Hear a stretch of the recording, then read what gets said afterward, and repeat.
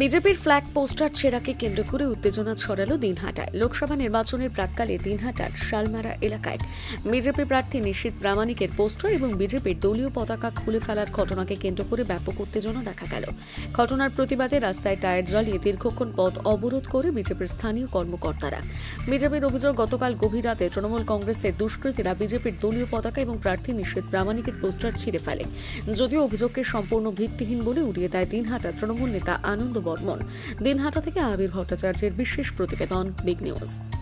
আমরা প্রচারে যাব, সবাই দিকে যাব, কিন্তু এই ফ্লেক্স ফেস্টুন ছেড়ে এটা কোন অপসংস্কৃতি শুরু করেছে এটা আমার মাথায় নেই। ঠিক আছে, আমার তো কথা একটাই, ঠিক আছে, আমি আপনাদের কাছে অনুরোধ করবো, এবং বড়বাবু আমাকে একটু আগে ফোন করেছিল, বড়বাবু বলেছিল আমার লোক না যাওয়া পর্যন্ত আপনারা চালিয়ে যান, কোনো ব্যাপার নেই, কিন্তু যাওয়ার পরে আপনারা কথা বলে সেটাকে শুরু করুন, ঠিক আছে,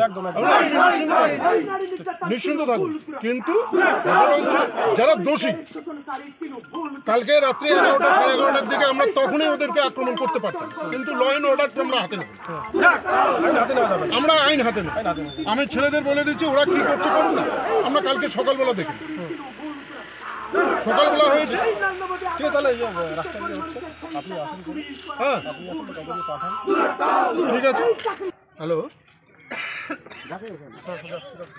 হ্যাঁ হ্যালো, হ্যাঁ বলুন বলুন বলুন, আমি শুনতে পাই।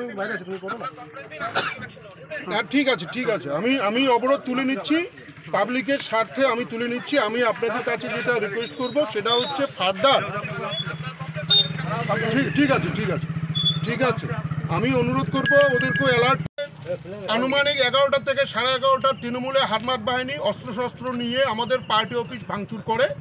এখানে যে আমাদের নিশীথজির ফ্ল্যাগ, এই যে পোস্টার ছিল, ব্যানার ছিল, সমস্ত তছনছ করে এবং পার্টি অফিসের যে খুঁটি এবং টিন এরা ভেঙে এলোকাতারি করে ফেলে দেয়। তারে প্রতিবাদে এবং বাজারের যত ফ্ল্যাগ লাগানো হয়েছে সমস্ত ফ্ল্যাগ তারা খুলে ফেলে। তারই প্রতিবাদে আমাদের ভারতীয় জনতা পার্টির পক্ষ থেকে আমরা আজকে পথ অবরোধ করছি। কিন্তু পুলিশ প্রশাসন এসেছে, পুলিশ প্রশাসন দোষীদের কঠোর শাস্তি দানের আশ্বাস দেওয়ার পরে আমরা আমাদের অবরোধ তুলে নিচ্ছি, এবং আমি পুলিশ প্রশাসনের কাছে এটা অনুরোধ করব আগামী দিনে তারা যেন এই ধরনের আচরণ না করে এবং কঠোর থেকে কঠোরতম শাস্তি প্রদানের ব্যবস্থা করেন, এটা আমি পুলিশের কাছে আবারও আবেদন রাখছি।